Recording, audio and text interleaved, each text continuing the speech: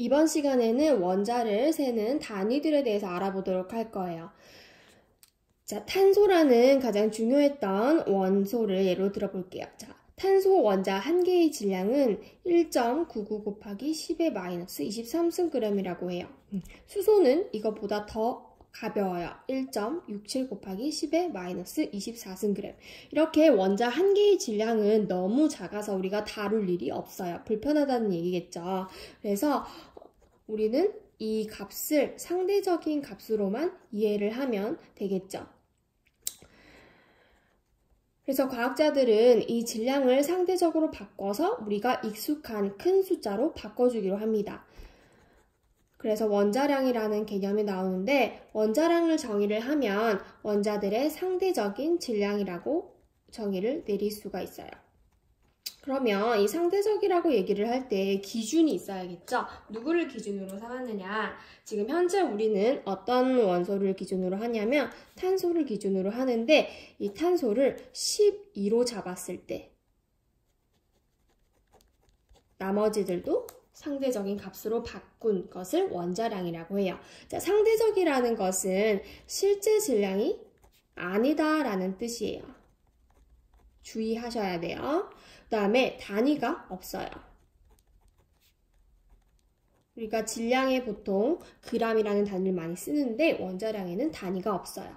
자, 그러면 여기서 왜 하필 12일까에 대해서 궁금증을 가질 수가 있는데 탄소라는 원자를 들여다보면 이 2단원에서 또 나올 거예요. 핵에는 플러스를 띠는 양성자와 중성인 중성자가 있죠. 탄소는 6개 이것들을 합한 숫자가 12겠죠. 왜 양성자와 중성자가 중요하냐면 전자는 너무 가볍고 양성자와 중성자가 무엇을 결정한다? 그렇죠. 질량을 결정하는 수예요. 그래서 이 두 개를 합한 질량수가 12이기 때문에 탄소를 12로 잡도록 합니다. 그러면 우리 교과서 앞쪽에 보면 주기율표가 나오는데 주기율표 원소기호 아래쪽에 보면 숫자가 적혀 있는 것들이 원소들의 상대적인 질량, 즉 원자량이 되어요. 그럼 이 탄소를 살펴보면 12.01이라고 되어 있는데 사실 12.00이 아닌 이유는 탄소 같은 경우에는 질량수가 12짜리인 탄소도 있지만 13짜리인 탄소도 있어요. 이렇게 질량수가 다른 관계를 동위원소라고 해요. 이 동위원소가 존재를 할 때는 무엇을 고려하냐면 존재하는 비율을 고려해서 평균값으로 나타내기로 해요.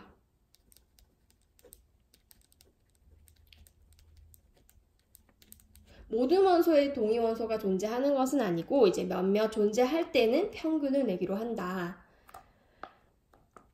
자, 그러면 분자량에 대해서도 알아볼게요. 분자량은 원자량을 합해주기만 하면 돼요. 우리 분자라는 개념도 여기서 깊게 다루지는 않겠지만 원자들이 결합을 한 상태를 의미를 하겠죠. 그런데 분자라고 부르지 않는 경우도 있거든요. 자, 분자량이 있으면 이것보다 더 큰 개념이 화학식량이 있어요. 분자인 것들은 분자량, 분자가 아닌 것들은 그냥 화학식량이라고 불러주시면 돼요. 몇 가지 예만 알아볼 건데 분자가 아닌 것들의 대표적인 예는 소금, 염화나트륨, 그리고 철. 이것도 3단원에서 나올 건데 이온 결합 물질들이나 금속 결합 물질들은 금속이 아니다 정도로만 파악을 하면 되겠죠. 중요한 건 이제 화학식과 분자량은 어떻게 구하냐면 원자량을 어떻게 해라? 합하면 된다라는 거예요. 예를 들어서 물을 예를 들어볼게요. H 2개, O 하나로 이루어져 있기 때문에 이제 H의 원자량을 2번 더하고 O의 원자량을 1번 더해주면 되겠죠. 그럼 원자량 우리가 외워야 되느냐? 그렇지 않아요. 이렇게 표로 항상 주어지기 때문에 보고 더해주기만 하면 돼요. H는 1, 그리고 O는 16이기 때문에 물의 분자량은 그렇죠. 18이 되겠죠. 자, 그럼 이제 질량 말고 개수로 한번 넘어가 볼게요. 자, 개수는 더 앞쪽에 나오는데 우리가 한 개를 셀 일이 없겠죠. 이것도 마찬가지로 너무 작아서 불편하기 때문에 우리는 묶음의 단위를 사용하기로 해요.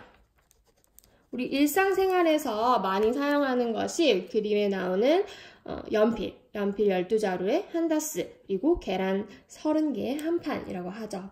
그러면 대체 원자는 몇 개씩 묶을 것이냐, 과학자들도 많이 고민을 했을 텐데 마찬가지로 이 기준 12를 그대로 가져오기로 해요. 자, 탄소 12g을 붙입니다. 그램 속에 몇 개의 입자가 있을까? 이걸 기준으로 삼았어요. 실험적으로 밝히는 데는 굉장히 오랜 시간이 지났어요. 우리는 지금 한 개의 질량이 알려져 있기 때문에 이렇게 한 개의 질량으로 나눠주면 개수가 나오겠죠. 6.02 곱하기 10의 23승계가 12g 속에 들어있어요. 그러면 수소는 1g 속에 이만큼이 들어있다는 얘기겠죠. 그래서 이 숫자를 우리는 아보가드로 수라고 얘기를 하고 N 넘버 아보가드로 이렇게 표현을 하기도 합니다. 아보가드로라는 과학자가 실제로 다 증명을 한 건 아니지만 워낙에 많은 일을 했기 때문에 그 공로를 인정해서 이 과학자의 이름을 붙여줬어요. 자, 이렇게 개수에는 몰이라는 단위를 쓸 건데 영어로는 MOLE, 단위로 붙일 때는 1몰, 이렇게 2를 빼고 이렇게 쓰기로 합니다. 이 몰이라는 단위는 원자에만 쓸 수 있느냐? 그건 아니에요. 몰은 작은 입자들에 다 쓸 수 있어요. 원자, 분자, 이온. 무슨 말이냐면 우리가 연필 12자루를 한 다스, 볼펜이어도 12자루를 한 다스라고 하듯이 비슷하게 길쭉하게 생긴 것들을 우리가 12자루를 한 다스라고 하죠. 마찬가지로 작은 입자들을 이만큼이 모이면 1몰이라고 다 불러줄 수가 있어요. 자, 그러면 교과서에 있는 작은 문제 하나만 해결하고 마칠게요. 질소 분자. 자, 질소 분자가 있어. 이게 N2라고 적어요. 원래 이렇게 알려줘야 되는데, 질소 분자 12.04 곱하기 10의 24승계는 몇 몰일까요? 그렇죠. 1몰이 이만큼이니까 나눠주면 되겠죠. 그러면 20몰이 된다라는 뜻이에요. 그러면 하나만 더 생각을 해오세요. 자, 질소 분자 20몰 속에 있는 질소 원자는 몇 몰일까? 혹은 몇 개일까? 요거는 한 번씩 고민해 오시면 됩니다. 수고하셨어요.